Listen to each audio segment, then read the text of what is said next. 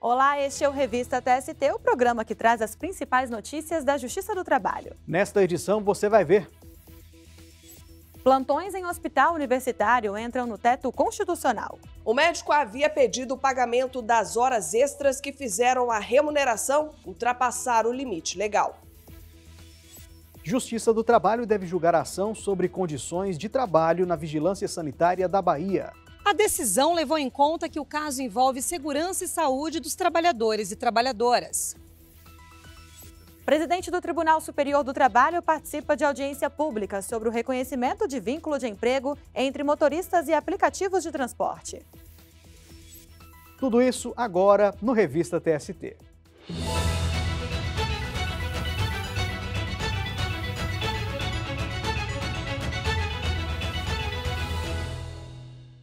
A seção de dissídios coletivos decidiu que o município de Cachoeira Paulista, em São Paulo, não agiu de maneira antissindical ao aplicar multas de trânsito a um carro de som usado pelo Sindicato dos Servidores Públicos Municipais durante greve da categoria. Para o colegiado, os agentes cumpriram as próprias obrigações ao aplicar as penalidades. Quem acompanhou o julgamento e tem mais detalhes para a gente sobre esse caso é a repórter Larissa Batista. Oi, Larissa. Oi, Anderson e Luana. Dias depois de um acordo para suspender a greve ter sido firmado no Tribunal Regional do Trabalho da 15ª Região em Campinas, o sindicato que representa os servidores do município relatou ter recebido 14 multas de trânsito, aplicadas ao carro de som utilizado nos dias de paralisação. O valor das infrações chegava a R$20 mil. Alegando conduta antissindical, os representantes da entidade pediram a suspensão do acordo coletivo. Diante do impasse, o TRT concluiu que as penalidades ocorreram em represália à greve. Isso porque várias delas foram emitidas no mesmo dia e horário para o mesmo veículo. Por isso, o regional determinou que a prefeitura cancelasse as multas e pagasse R$50 mil ao sindicato. O município de Cachoeira Paulista recorreu ao Tribunal Superior do Trabalho. As justificativas foram que os agentes apenas cumpriram o dever da profissão de garantir a segurança do trânsito e não agiram para impedir que o movimento ocorresse. O relator do caso na sessão de dissídios coletivos foi o ministro Agra Belmonte.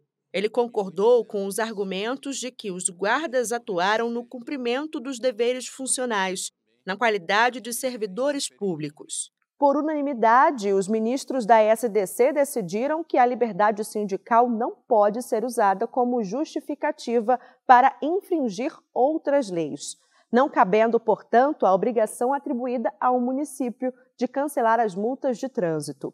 O colegiado também retirou a multa de R$50 mil que havia sido imposta à prefeitura por conduta antissindical. O sindicato entrou com embargos declaratórios ainda não analisados. Volto com vocês no estúdio. Obrigado, Larissa. Bom trabalho para você.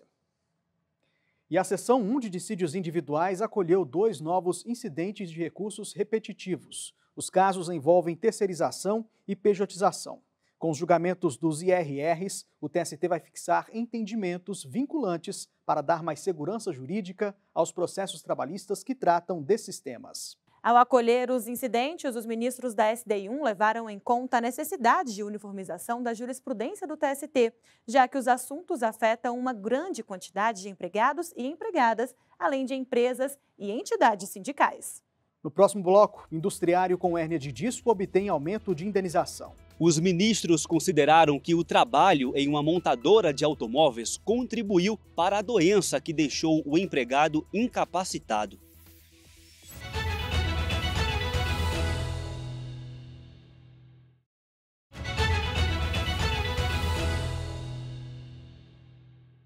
Chegou a hora de fazer um giro pelas turmas do tribunal. A Justiça do Trabalho tem competência para julgar a ação que apontou irregularidades sobre as condições de trabalho da vigilância sanitária do estado da Bahia durante a pandemia da Covid-19. A decisão da primeira turma levou em conta que o caso envolve segurança e saúde dos trabalhadores e trabalhadoras, independentemente do tipo de vínculo. O Ministério Público do Trabalho relatou que instaurou um inquérito após receber denúncias de irregularidades. Conforme o MPT, durante a pandemia da Covid-19, a vigilância sanitária não teria treinado os fiscais que mediam a temperatura de passageiros no aeroporto e na rodoviária de Salvador, na Bahia. Por isso, pediu que fossem impostas diversas obrigações ao Estado. Para preservar a saúde e a integridade dos trabalhadores e trabalhadoras, o MPT solicitou que os fiscais recebessem treinamento para uso adequado de equipamentos de proteção individual e identificação dos grupos de maior risco. Pediu ainda a condenação do Estado por dano moral coletivo. O Tribunal Regional do Trabalho da 5ª Região, na Bahia, entendeu que caberia à Justiça Comum julgar a demanda. A decisão foi baseada em entendimento do Supremo Tribunal Federal relacionado à incompetência da Justiça do Trabalho para apreciar causas quando as partes estão ligadas ao regime jurídico estatutário, como no caso. O processo chegou ao Tribunal Superior do Trabalho. O relator na primeira turma, ministro Amaury Rodrigues, explicou que, de acordo com a jurisprudência do TST, a restrição da competência da Justiça Trabalhista, estabelecida pelo STF, não alcança as ações civis públicas propostas pelo MPT, que tratem do descumprimento de normas de segurança, saúde e higiene dos trabalhadores. Além disso, as condições previstas em normas regulamentadoras afetam todas as pessoas, indistintamente, e o que estava em discussão não era a natureza do vínculo empregatício. Com a decisão, o processo deve retornar à 17ª Vara do Trabalho de Salvador, na Bahia, para julgamento. Ainda cabe recurso. Um industriário de São Bernardo do Campo vai ser indenizado em R$80 mil e receber pensão mensal após ter ficado incapacitado para o trabalho. Para a 7ª turma, as tarefas realizadas na montadora de veículos contribuíram para o desenvolvimento da doença que causou afastamento das atividades. Na reclamação trabalhista, o industriário disse que trabalhou para a Volkswagen na Grande São Paulo durante 24 anos. A função dele era conferir, revisar e transportar peças de carro de uma caçamba para outra. O trabalho exigia movimentos repetitivos com a coluna e os braços. Durante 2 anos, o conferente de materiais ficou afastado e precisou fazer uma cirurgia. Depois disso, ele não teve mais condições de continuar na função e foi transferido para a conferência visual das peças. Em primeiro grau, a montadora foi condenada a pagar R$200 mil de indenização e pensão mensal vitalícia correspondente a 100% do salário. Mas o Tribunal Regional do Trabalho da 2ª Região em São Paulo reduziu a indenização para R$30 mil e a pensão para 12,5% do salário do operário. A defesa do trabalhador considerou os valores irrisórios e desproporcionais à redução da capacidade de trabalho, além de incompatíveis com o poder econômico da Volkswagen. Por isso, recorreu ao Tribunal Superior do Trabalho. O relator do caso na 7ª turma, ministro Agra Belmonte, explicou que a lei não estabelece parâmetros objetivos para quantificar a indenização por danos morais. O presidente do colegiado afirmou que cabe ao juiz levar em conta aspectos como a intensidade da culpa e do dano e as condições econômicas e sociais da vítima e do ofensor. Além disso, a intervenção do TST só se dá em situações excepcionais, quando forem fixados valores irrisórios ou excessivos, desprovidos de qualquer sentido de razoabilidade e proporcionalidade. No voto, o ministro aumentou a indenização determinada pelo TRT. Para reparar os danos morais, em vez de R$50 mil, estabeleceu R$80 mil. Como houve concausa, a ré deverá arcar com indenização na medida de sua responsabilidade, devendo a pensão, então, ser fixada em 50% do último salário do autor. A decisão foi unânime. Para o colegiado, as tarefas que o profissional desempenhou na montadora contribuíram para a doença que gerou incapacidade parcial e permanente para o trabalho. A Volkswagen entrou com embargos declaratórios ainda não analisados. A gente fecha o giro de hoje com uma decisão da 8ª turma. O colegiado entendeu que as horas extras pagas por plantões de um médico do Hospital Universitário de Campinas, em São Paulo, entram no teto constitucional. Segundo a Constituição Federal, servidores e empregados públicos estão sujeitos a esse limite, equivalente ao subsídio mensal dos ministros e ministras do Supremo Tribunal Federal. Em São Paulo, por sua vez, a Constituição Estadual estabelece o salário do governador como teto remuneratório. O autor da ação era médico anestesiologista e trabalhava no Hospital da Unicamp, em São Paulo. Contratado como empregado público, era regido pela consolidação das leis do trabalho, com jornada de 24 horas semanais, além de plantões remunerados. Na reclamação trabalhista, ele disse que a universidade informou que todos os vencimentos, incluindo salário base, vantagens pessoais, benefícios trabalhistas e a remuneração excepcional pelos plantões, estariam sujeitos ao teto constitucional. Ele então pediu na Justiça o pagamento dos valores que deixaram de ser depositados devido à limitação legal. Sustentou que o teto não poderia ser usado para impedir o pagamento dos plantões médicos, que, segundo ele, caracterizavam hora extra. Em defesa, a Unicamp sustentou que a medida foi uma determinação do Tribunal de Contas do Estado de São Paulo. Em primeiro grau, o pedido do médico foi aceito. Mas o TRT da 15ª Região, em Campinas, reformou a sentença. O entendimento foi que as horas extras compõem a remuneração para fins do teto, que deve ser observado pela autarquia estadual. O anestesiologista tentou rediscutir a decisão no TST. O relator do caso na 8ª turma, ministro Sérgio Martins, assinalou que a Unicamp tem natureza jurídica de autarquia de regime especial e integra a administração indireta do Estado de São Paulo.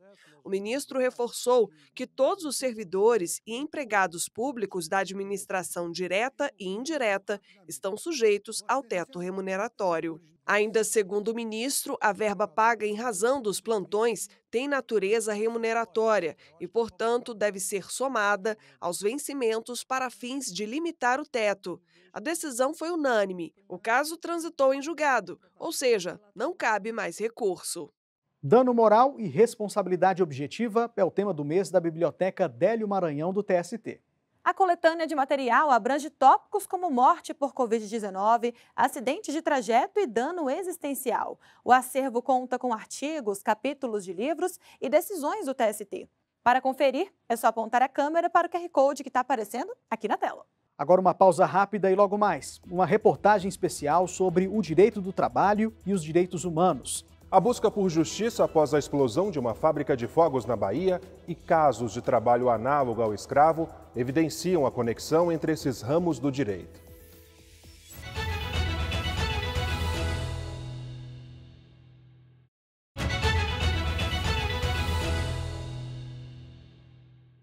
O presidente do Tribunal Superior do Trabalho e do Conselho Superior da Justiça do Trabalho, ministro Aloísio Corrêa da Veiga, participou de audiência pública no Supremo Tribunal Federal. O STF discute a possibilidade ou não de reconhecimento de vínculo de emprego entre motoristas e aplicativos de transporte.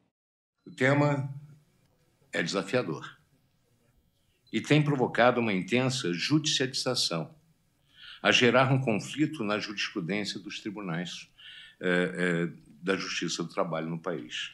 A audiência foi convocada pelo vice-presidente do STF, ministro Edson Fachin, relator de um recurso extraordinário com repercussão geral. A decisão será aplicada a todos os casos semelhantes em tramitação. O recurso foi apresentado pela plataforma de transporte Uber contra a decisão do TST, que reconheceu o vínculo de emprego entre a empresa e uma motorista. Para o presidente da Corte Superior Trabalhista, é preciso que esses trabalhadores sejam devidamente amparados. A questão mereceria uma regulamentação do poder competente, que é, naturalmente, o Congresso Nacional. Essa regulamentação que, em alguns lugares do mundo, já vem sendo atualizada e criada normas nesse sentido. Na lacuna, cabe ao judiciário, porque o conflito existe, o conflito bate às portas do Poder Judiciário e é preciso que nós possamos resolver essas questões. Desde o início da operação da Uber no Brasil, em 2014, a Justiça do Trabalho recebeu 21.275 processos que envolvem a natureza jurídica dessa modalidade de trabalho. Desses processos, 6.857 foram julgados improcedentes, 2.242 parcialmente procedentes e 189 totalmente procedentes, o que representa 2% do total. Para o presidente do TST, essa realidade é um fenômeno decorrente da reestruturação das formas de trabalho na sociedade. O que é preciso é evitar, em primeiro lugar, algo chamado precarização. Em segundo lugar, garantia da segurança. Segurança na prestação de serviços. E essa segurança que possa dar, naturalmente, a possibilidade de desenvolver o trabalho dentro de uma dignidade. Para o vice-presidente do STF, ministro Edson Fachin, o tema precisa ser amplamente debatido. E reforço convictamente de que não há melhor maneira de se construir um argumento robusto e sustentável em busca da melhor solução para um problema complexo do que o diálogo cooperativo, que sinceramente compartilha o mesmo porto de ancoragem, qual seja cumprir a Constituição em benefício de seus pressupostos mais virtuosos, muitos deles materializados em direitos humanos e fundamentais, e assim gerar segurança jurídica, pacificação dos conflitos e justiça. Dados do Instituto Brasileiro de Geografia e Estatística, IBGE, revelam que em 2022, 1,5 milhão de pessoas trabalhavam por meio de aplicativos de serviços no país, o que equivale a 1,7% da população ocupada no setor privado. Desse total, 52,2% exerciam o trabalho principal por meio de aplicativos de transporte de passageiros. Caso haja reconhecimento de vínculo empregatício, haverá impacto direto no modelo de negócios das plataformas digitais e na vida de motoristas cadastrados. A diretora da Escola Nacional de Formação e Aperfeiçoamento de Magistrados do Trabalho, ministra Kátia Arruda, participou do encerramento da audiência e destacou a relevância do assunto. Nós não sabemos quais serão as perspectivas ou as consequências dessa audiência em termos de julgamento, mas nós sabemos sim que o papel histórico dela, no sentido de levar este conhecimento à população, de trazer este conhecimento aos ministros desta Suprema Corte e de fazer com que a sociedade compreenda melhor esse tema, esse papel histórico ela já cumpriu. Todas as informações apresentadas na audiência pública vão ser anexadas aos autos do processo. O julgamento do recurso extraordinário, que vai definir se há ou não vínculo empregatício entre motoristas e plataformas digitais, vai ser realizado em sessão do plenário do STF, em data ainda não definida. Como direitos humanos e direito do trabalho estão conectados? A reportagem especial de hoje responde a essa pergunta e mostra como o tema ultrapassa barreiras nacionais. O repórter Rafael Silva destaca que a Justiça do Trabalho está atenta a decisões da Corte Interamericana de Direitos Humanos. Ana perdeu a única filha, de 14 anos. A menina trabalhava na fábrica clandestina de fogos de artifício que explodiu em Santo Antônio de Jesus, na Bahia, em 1998. Ela conta que desde que viu a adolescente sair para trabalhar, sem saber que aquele era o último contato entre as duas, passou a conviver com um aperto no coração. Minha filha foi e naquele momento minha filha não voltou mais, né? Que foi um momento trágico para mim, que até hoje eu sinto minhas dores, minhas revoltas. Ana também trabalhava no local com a filha.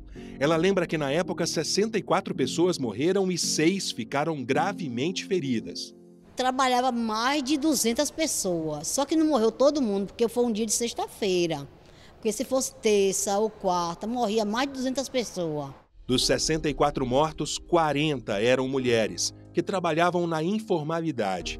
Entre elas, 4 grávidas e 19 meninas menores de idade. A pobreza estrutural obrigava mães e filhos a se unirem pela sobrevivência. O movimento 11 de dezembro foi criado em referência à data da tragédia e reúne vítimas e familiares da explosão em busca de justiça. Na verdade, eu não falo nenhum local de trabalho, eu falo lugar de escravidão. Fomos feitos de escravo lá em 1998. A fábrica de fogos de artifício funcionava em uma área de pasto, debaixo de tendas. A perícia técnica da Polícia Civil indicou que a explosão foi causada pela falta de segurança no armazenamento e na manipulação dos materiais.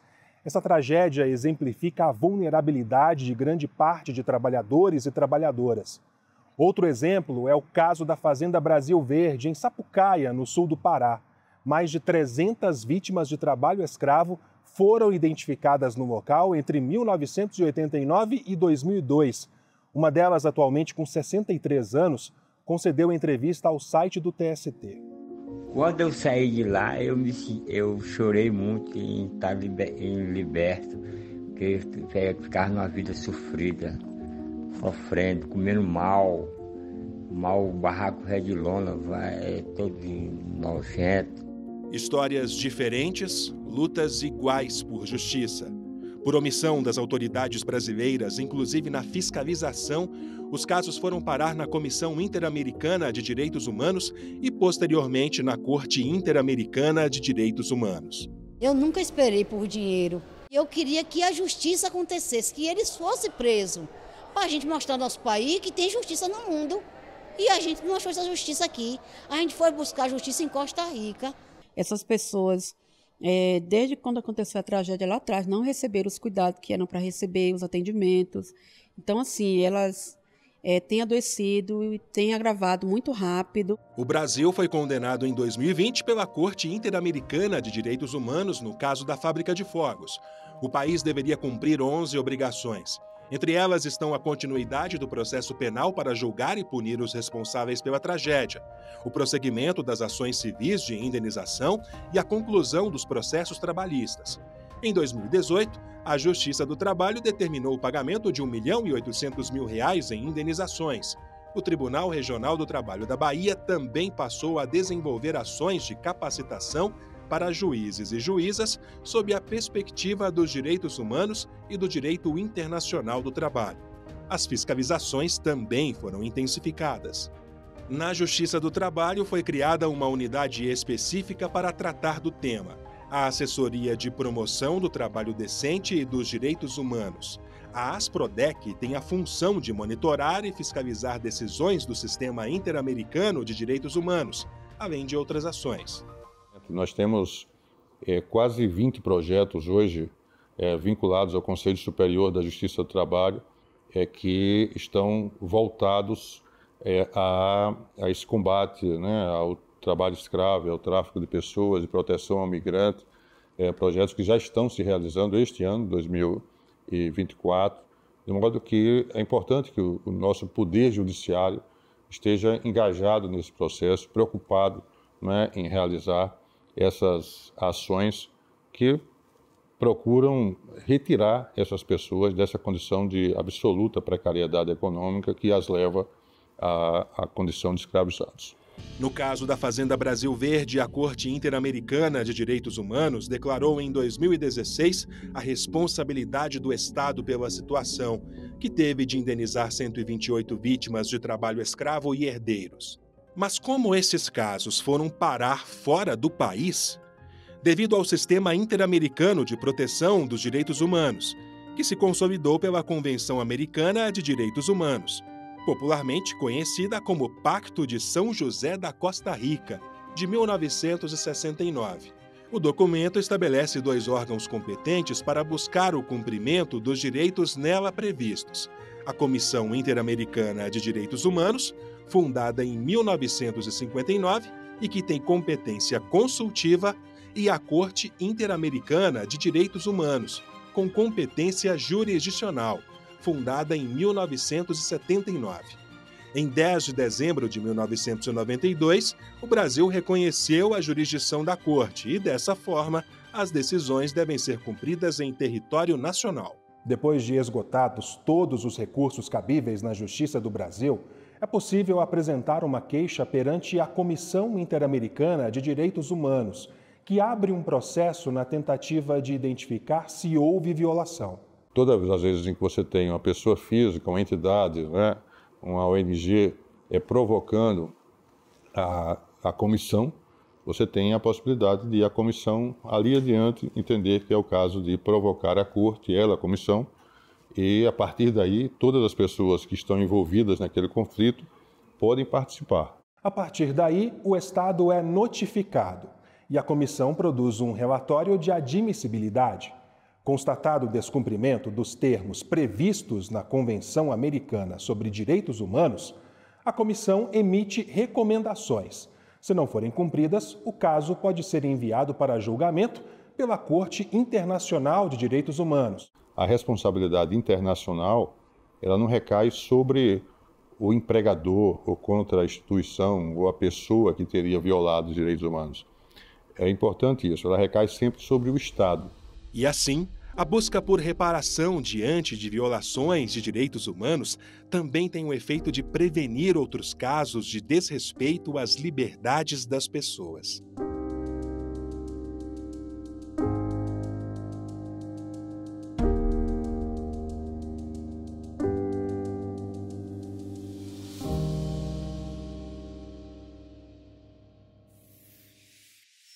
Fique agora com outras notícias da Justiça do Trabalho. O presidente do TST e do CSJT, ministro Aloísio Corrêa da Veiga, participou de reunião da Comissão de Trabalho da Câmara dos Deputados. Na ocasião, o ministro defendeu a competência constitucional da Justiça Trabalhista para julgar os conflitos decorrentes das relações laborais e não apenas das de emprego. A Comissão de Assuntos Sociais do Senado Federal aprovou o projeto de lei que explicita a competência da Justiça Trabalhista para julgar ações que envolvam qualquer relação de trabalho, e não somente as definidas na CLT. O projeto agora segue para apreciação da Comissão de Constituição, Justiça e Cidadania do Senado Federal. O presidente do TST, ministro Aloísio Corrêa da Veiga, foi agraciado com a medalha de Ordem do Mérito do Ministério da Justiça e Segurança Pública no grau Gran Cruz. A comenda foi entregue pelo ministro da Justiça, Ricardo Lewandowski. O Tribunal Superior do Trabalho promoveu curso sobre admissibilidade de recurso de revista para servidores e servidoras dos Tribunais Regionais do Trabalho de todo o país. O treinamento busca uniformizar procedimentos em todas as instâncias trabalhistas, o que proporciona mais rapidez e precisão aos julgamentos. O Corregedor-Geral da Justiça do Trabalho, ministro Vieira de Mello Filho, encerrou a etapa presencial de correição ordinária no Tribunal Regional do Trabalho da 2ª Região em São Paulo. Entre os principais aspectos observados está a melhora do desempenho das varas de trabalho, tanto em celeridade quanto na qualidade da prestação jurisdicional. Já está no ar o 2º episódio da nova temporada do programa Jornada. O assunto da vez é racismo ambiental. Como a crise climática afeta de forma desigual a sociedade? Já pensou nisso? A proposta é fazermos uma reflexão sobre essa temática, que atinge diretamente as populações mais vulneráveis. Para assistir ao episódio, acesse o canal do TST no YouTube. O programa de hoje fica por aqui. Muito obrigada pela sua companhia. A gente te espera na semana que vem. Até lá!